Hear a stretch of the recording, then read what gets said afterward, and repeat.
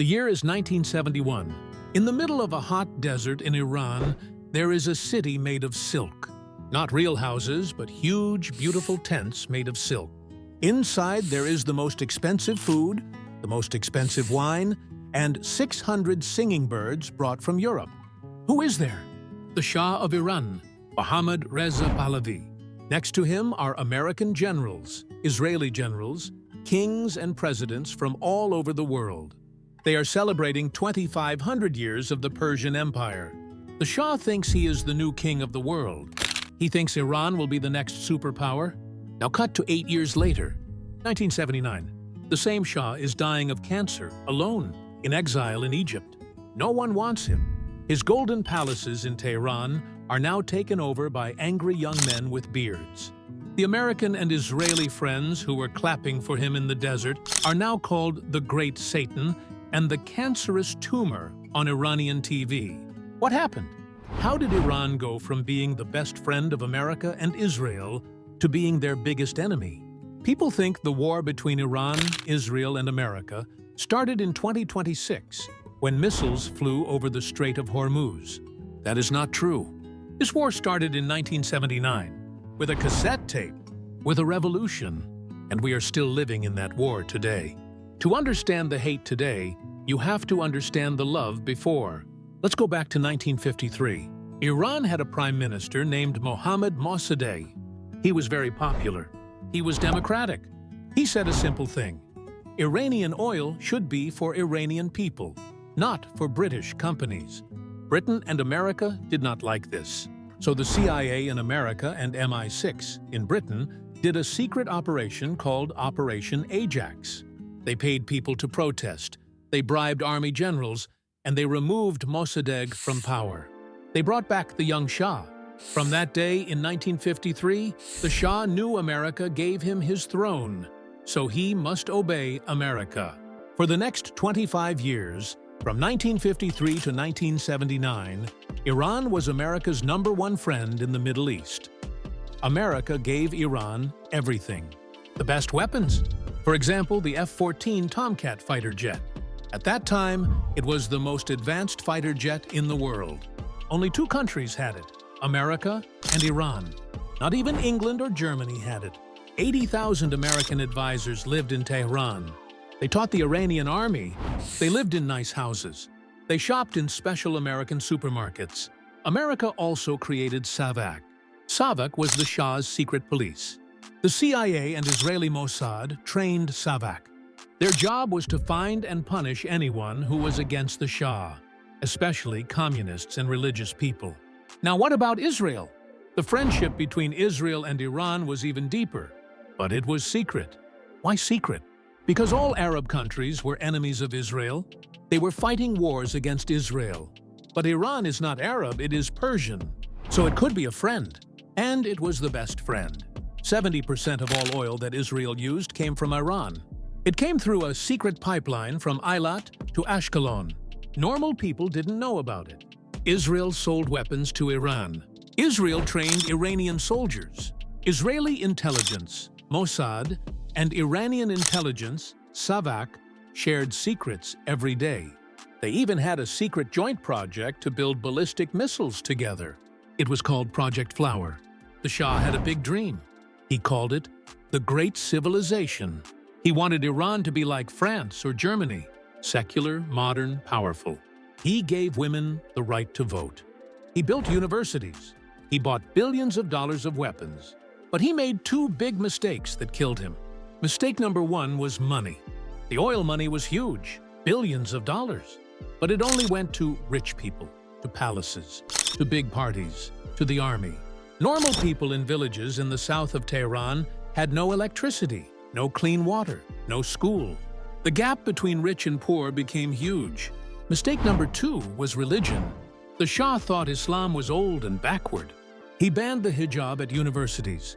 He attacked religious leaders in newspapers and called them backward people. He changed the Muslim calendar to a Persian king calendar. He made fun of them. He thought religion was finished in Iran. He was completely wrong. There was an old man, 76 years old, living in exile, first in Najaf, in Iraq, then in a small simple house in a village near Paris called Neauphle-le-Château. His name was Ayatollah Ruhollah Khomeini. He had no army, no political party, no money. He had only cassette tapes. He would speak into a tape recorder. His supporters would copy the tape thousands of times and smuggle it into Iran.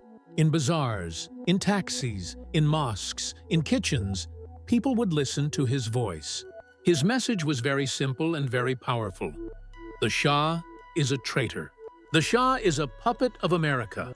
America is the great Satan. Israel is stealing Jerusalem. We must have an Islamic government. In 1978, Iran exploded. Workers in the oil fields went on strike. Students protested. Bazaar merchants closed their shops. Millions of people went to the streets. The Shah was confused. One day, he told his generals to shoot them. The next day, he said, "I hear your revolution." Then came Black Friday, September 8, 1978. Jaleh Square in Tehran. Tens of thousands of people gathered. The army brought tanks and helicopters. The order was given to shoot. For hours, they shot at the crowd. The government said 86 people died. The opposition said 4,000 died. The real number was probably around 300. But the number did not matter. The story mattered. After Black Friday, people were not asking for reform anymore. They wanted the Shah dead. On January 16, 1979, the Shah left Iran. There is a famous photo. He is crying inside his private plane. He told his friend, "I am taking only a handful of Iranian soil with me." 2 weeks later, February 1, 1979, Khomeini returns. His Air France plane lands in Tehran. 3 million people are in the streets to welcome him. It was the biggest welcome in human history at that time. He gets off the plane and a reporter asks him, "How do you feel after 15 years in exile?" He says, "Nothing." He gets off the plane and says, "I will not sleep until I clean Iran from traitors." This is the most important moment to understand today's war. The 1979 revolution was not just a change of government, like from one president to another. It was a change of identity. It was a change of the whole system. Khomeini did not just want to rule Iran. He wanted to export his revolution to the whole Muslim world. And to do that, he needed enemies. He wrote a new constitution. In that constitution, he created 2 armies. The first army is the normal Iranian army, Artesh. Its job is to protect Iran's borders. The second army is the Islamic Revolutionary Guard Corps, the IRGC. Its job is to protect the revolution everywhere, not just inside Iran, but outside Iran, in Lebanon, in Iraq, in Palestine. This is very important because the normal army is for defense, but the IRGC is for offense. It is an empire inside a country. And he created 2 slogans that were painted on every wall in Iran: "Death to America" and "Death to Israel." Why America? Because in Khomeini's story, America was the country that did the 1953 coup, that kept the Shah in power for 25 years, that stole Iranian oil. America was the imperialist. Why Israel? Because Israel was occupying Jerusalem, Al-Quds, the 3rd holiest place in Islam. And also because hating Israel made Iran popular in the Arab world. Iran is Persian and Shia. Arabs are Arab and mostly Sunni. They don't naturally like each other. But if Iran says we are fighting Israel, many Arabs will support Iran. So from day one, hating America and Israel was not a choice for Iran. It was the foundation of the new government. Without this hate, the Islamic Republic has no reason to exist. On November 4, 1979, just 9 months after the revolution, something happened that broke America and Iran forever. A group of Iranian university students, who called themselves Muslim student followers of the Imam's line, climbed the walls of the American embassy in Tehran. They took 52 American diplomats and citizens as hostages. They blindfolded them, tied them, and showed them to the world on TV. Khomeini could have said, "Stop, let them go." He did not. He said America can't do a damn thing. He blessed the action. For 444 days, American TV had the same story every night. On ABC News, Ted Koppel started a show called America Held Hostage. Day 1, Day 50, day 100, day 444. Americans were watching their people humiliated every night. For Iranians, it was the opposite. It was proof that the small new Islamic Republic could stand up to the biggest superpower in the world. This event created two problems that we still have today. Problem one is that America broke all relations with Iran. On April 7, 1980, America closed its embassy in Tehran. Iran closed its embassy in Washington. Since that day, for 45 years, America and Iran have no embassies. They don't talk directly. If America wants to send a message to Iran, it has to go through Switzerland, or Qatar, or Oman. When you don't talk directly, you misunderstand each other. Small problems become big wars. Problem two is sanctions. President Jimmy Carter froze all Iranian money in American banks. He stopped buying Iranian oil. This was the first sanction. Today, it is the longest sanction in modern history. After 45 years, Iran is still under sanctions, and it created a deep trauma. In Washington, every politician learned if you are soft on Iran, you will lose the election. In Tehran, every politician learned if you shout against America, people will love you. Just as the hostage crisis was happening, Iran got a new enemy next door. In September 1980, Saddam Hussein, the dictator of Iraq, looked at Iran and saw chaos. The Iranian army was broken after the revolution. Many generals were executed. So Saddam thought this is the perfect time to invade Iran and take its oil-rich land. He invaded. That started the longest war in the Middle East in the 20th century. The Iran-Iraq War, 1980 to 1988. 8 years. This war is very important to understand why Iran acts the way it does today. In this war, almost the whole world supported Saddam. America supported Saddam. The Soviet Union supported Saddam. France supported Saddam. Saudi Arabia and Kuwait gave Saddam billions of dollars. And Israel, secretly, supported Iran because Israel wanted both Iraq and Iran to weaken each other. The war was hell. Trench warfare like World War I, human wave attacks where thousands of young Iranian boys, some only 13 years old, ran into minefields. Saddam used chemical weapons, mustard gas, and nerve gas against Iranian soldiers and against Kurdish civilians in Halabja. More than 5,000 people died in one day in Halabja. Iran was alone. No one helped Iran. The UN did almost nothing. More than 1 million people died. 1 million. So what did Iran learn from this war? 3 lessons that still guide Iran today. Lesson 1. We are alone. We cannot trust anyone. The world let Saddam use chemical weapons against us. Lesson 2. We need missiles. During the war, Saddam fired Scud missiles at Tehran every day.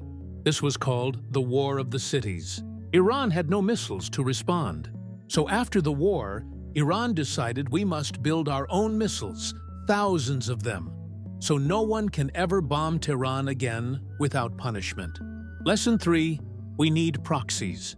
Iran learned it cannot fight alone against bigger powers, so it needs friends outside, non-Iranian groups who will fight for Iran. And where did Iran learn to build those proxies? In Lebanon? If the hostage crisis broke America and Iran, the war in Lebanon broke Iran and Israel. In June 1982, right in the middle of the Iran-Iraq War, Israel invaded Lebanon. The reason was that the PLO, Yasser Arafat's group, was firing rockets into northern Israel from Lebanon. Israeli Defense Minister Ariel Sharon wanted to destroy the PLO. Israel's army quickly reached Beirut, the capital of Lebanon. They surrounded it, but the invasion created chaos. There was no government in Lebanon. Khomeini saw a golden opportunity. He sent 2,500 fighters from the Revolutionary Guard. They traveled through Iraq and Syria and went into the Bekaa Valley in Lebanon. Their orders were not to fight Israel directly. Their orders were to find young, poor, angry Shia men in Lebanon and turn them into an army for Iran. That army became Hezbollah. In Arabic, Hezbollah means Party of God. Iran gave Hezbollah everything: money, weapons, training, ideology. With Iranian help, Hezbollah grew from a small militia into the most powerful non-state army in the world. This was the birth of Iran's master plan. Experts call it proxy warfare or forward defense. The idea is clever. Why should Iran fight Israel or America directly? If Iran fights directly, Tehran will be bombed. Iranian people will die. But if Hezbollah fights Israel from Lebanon, Iran is safe. Iran can say it's not us, it's Hezbollah. But everyone knows Hezbollah works for Iran. After Hezbollah worked so well, Iran copied the same model everywhere. In Palestine, Iran started funding Islamic Jihad and later Hamas. Even though Hamas is Sunni and Iran is Shia, they both fight Israel. In Iraq, after America invaded Iraq in 2003 and removed Saddam Hussein, Iran created many Shia militias. They are called the Popular Mobilization Forces. In Yemen, Iran armed the Houthis. The Houthis can now fire missiles at Saudi Arabia and at ships in the Red Sea. American generals call this whole network the Axis of Resistance. It is a network of armed groups from the Mediterranean Sea to the Arabian Sea, all connected to Iran.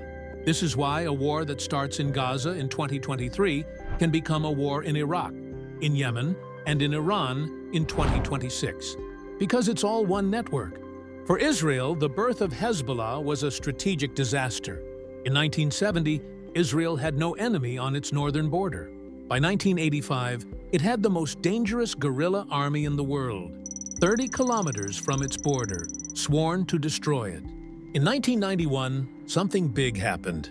The Soviet Union collapsed. The Cold War ended. America was now the only superpower in the world. President George H.W. Bush wanted to make peace in the Middle East. He organized the Madrid Peace Conference in Spain. For the first time in history, Israel sat in the same room with Syria, Lebanon, Jordan, and the Palestinians. Everyone was there.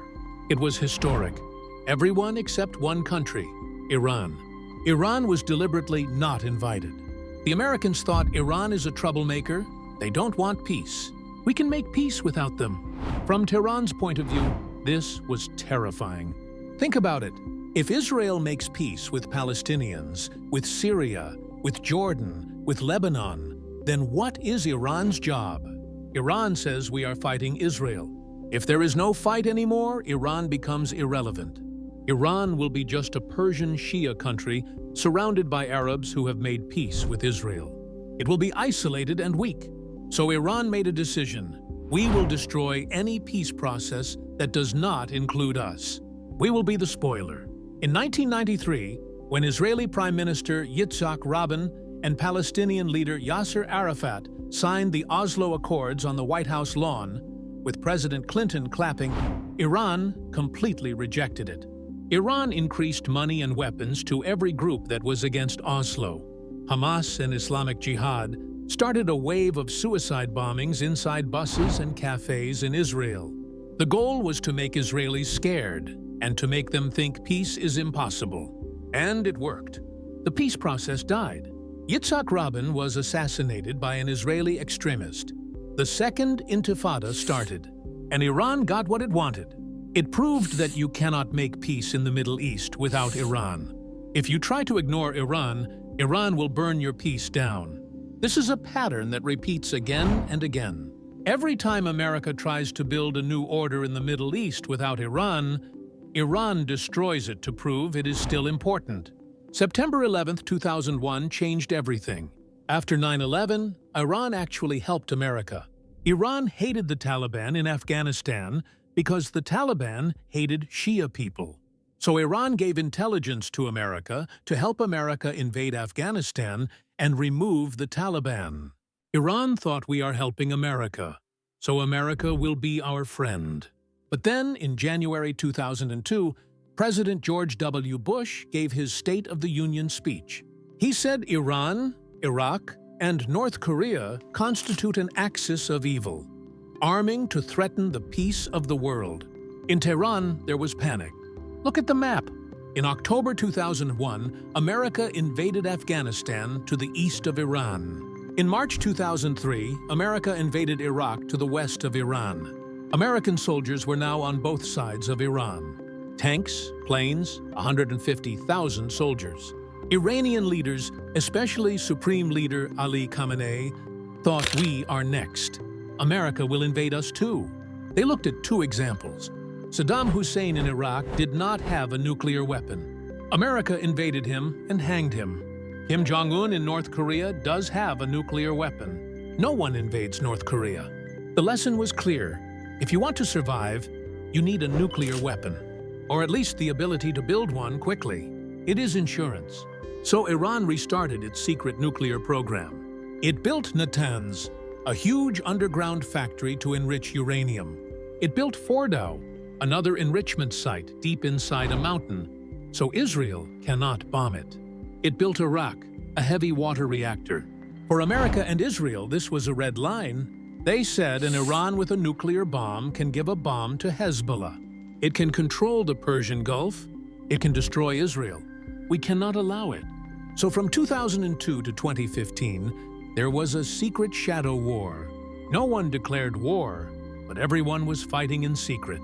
A computer virus called Stuxnet, made by America and Israel, destroyed Iranian centrifuges in Natanz.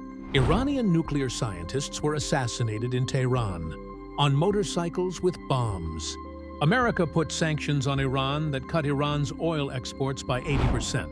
Iran's economy collapsed, and in the middle of this shadow war, a man became very important. His name was Qasem Soleimani. Qasem Soleimani was the head of the Quds Force, the foreign operations part of the IRGC. He was not famous at first, but he became the most powerful general in the Middle East. He was the architect of everything. Soleimani took Khomeini's idea of proxies and made it a real empire. He personally went to Lebanon and helped Hezbollah grow. He went to Iraq after 2003 and created Shia militias to fight American soldiers. More than 600 American soldiers were killed by weapons that Soleimani gave to Iraqi militias. He went to Syria in 2013 when President Bashar al-Assad was about to fall during the Syrian civil war. Soleimani brought Hezbollah and Iraqi militias and Russian air power to save Assad. Without Soleimani, Assad would have fallen. For Iranians who support the government, Soleimani was a hero, a genius, a humble man who lived simply. For Americans and Israelis, he was a terrorist, responsible for killing hundreds of Americans and Israelis. On January 3, 2020, at Baghdad International Airport, President Donald Trump ordered a drone to kill him. A Reaper drone fired a missile at his car as he was leaving the airport. He was killed instantly, along with Abu Mahdi al-Muhandis, the head of Iraqi militias. His funeral was the biggest funeral in Iranian history. Millions of people cried in the streets. Supreme Leader Khamenei cried, and Iran promised revenge. Iran fired ballistic missiles at American bases in Iraq at Ain al-Assad. More than 100 American soldiers got brain injuries. It was the first time Iran directly attacked American bases since 1979. After Soleimani's death, Iran said we will no longer follow any limits on our nuclear program. And it didn't. In 2015, before that, there was hope.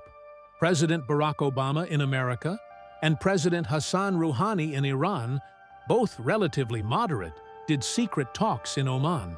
After 2 years of talks, they signed the JCPOA, the Iran nuclear deal. The deal was simple. Iran will destroy 97% of its enriched uranium, it will destroy the core of the Iraq reactor, and it will allow cameras and inspectors from the UN everywhere, all the time. In return, America, Europe, and the UN will lift sanctions and allow Iran to sell oil again. For a short time, it worked. In 2016, Iran's economy grew by 12%. Iranians could buy things again. Planes from Europe landed in Tehran, but the deal had problems. It did not limit Iran's missiles. Iran has ballistic missiles that can reach Israel and Saudi Arabia. The deal said nothing about them. It did not stop Iran from funding Hezbollah, Hamas, and Houthis. And it had a sunset clause. After 10 or 15 years, the limits on Iran's nuclear program would expire. In 2018, President Donald Trump came to power. He said this deal is the worst deal ever made. He tore up the deal and left it. He put back sanctions, even harsher than before. He called it maximum pressure. Iran's oil exports went from 2.5 million barrels a day to less than 300,000. The Iranian money, the rial, lost 80% of its value. People became very poor. But Iran did not collapse. It fought back. It started enriching uranium to 60%. Normal civilian energy needs 3 to 5%. A bomb needs 90%. 60% is very close to a bomb. It attacked oil tankers in the Persian Gulf. In 2019, it attacked Saudi oil facilities in Abqaiq with drones. Half of Saudi oil production stopped for a day. It used the Houthis to fire missiles at Abu Dhabi and Dubai. The lesson of maximum pressure was, if you put maximum pressure without offering diplomacy, you get maximum resistance. From 2018 to 2023, the shadow war was no longer shadow. Israel bombed Iranian bases in Syria hundreds of times. Iran and Israel attacked each other's ships in the sea. Every year it got more dangerous. Then came 2023. On October 7, 2023, Hamas, funded and trained in part by Iran, attacked Israel from Gaza. It killed about 200 Israelis, mostly civilians, and took more than 250 hostages. It was the biggest attack on Jews since the Holocaust. Israel responded with a huge war in Gaza. More than 40,000 Palestinians died, and that war lit the whole axis of resistance on fire. Hezbollah started firing rockets at northern Israel every day. Israelis had to leave their homes in the north. The Houthis in Yemen started firing missiles at ships in the Red Sea and closed one of the most important trade routes in the world. Iraqi militias attacked American bases in Iraq and Syria more than 150 times. America bombed them back. For the first time ever, in April 2024, Iran and Israel directly attacked each other. Iran fired more than 300 drones and missiles directly from Iranian soil at Israel. Israel fired back at Isfahan. The shadow war was over. It was now an open war. That brings us to late 2025. Inside Iran, there were huge protests. The economy was collapsed after 45 years of sanctions. The rial was worthless. Young people had no jobs. Women were protesting after the death of Mahsa Amini in 2022. The government said these protests were organized by America and Israel to destroy Iran from inside. Outside Iran, America was building up its army. President Trump, back in power, sent 2 aircraft carriers, the USS Abraham Lincoln and the USS Gerald Ford, plus B-52 bombers, plus thousands of soldiers to the Persian Gulf. It was the biggest buildup since the Iraq invasion in 2003. On February 28, 2026, America and Israel decided to strike. They said Iran is now enriching uranium to 90%, very close to a bomb, and if we don't stop them now, they will have a bomb in weeks. They struck Natanz, Fordow, and missile bases all over Iran. Iran responded exactly as it always said it would. It did not just defend itself. It activated the whole axis of resistance. Hezbollah fired thousands of rockets from Lebanon. Houthis fired drones from Yemen and tried to sink ships in the Red Sea. Iraqi militias attacked American bases in Ain al-Assad and Erbil. And Iran itself fired ballistic missiles at American bases and at Israel, and tried to block the Strait of Hormuz, where 20% of the world's oil passes. That's why oil prices went to $130, and the whole world economy shook. For 3 months, from March to June 2026, the world was on the edge of World War III. People were scared that this would become a nuclear war. And that is why, in June 2026, both sides sat down in Geneva, with help from Qatar, Pakistan, Egypt, and Turkey, and signed a preliminary memorandum to stop the war. America would lift the blockade on Iranian ports. Iran would reopen the Strait of Hormuz immediately. Then they would start 60 days of talks about sanctions, nuclear program, and frozen Iranian money. Not because they trust each other. They don't. America still calls Iran the biggest sponsor of terrorism. Iran still calls America the Great Satan. But because both sides understood one simple truth: This is a war that no one can win, and no one can afford to lose. The 1979 revolution built a house where the foundation is death to America, death to Israel. You cannot fix the house without destroying the foundation. And no one in Tehran is ready to destroy the foundation yet. So the long war continues, not always with missiles, but with sanctions, with drones, with cyber attacks, with proxy wars.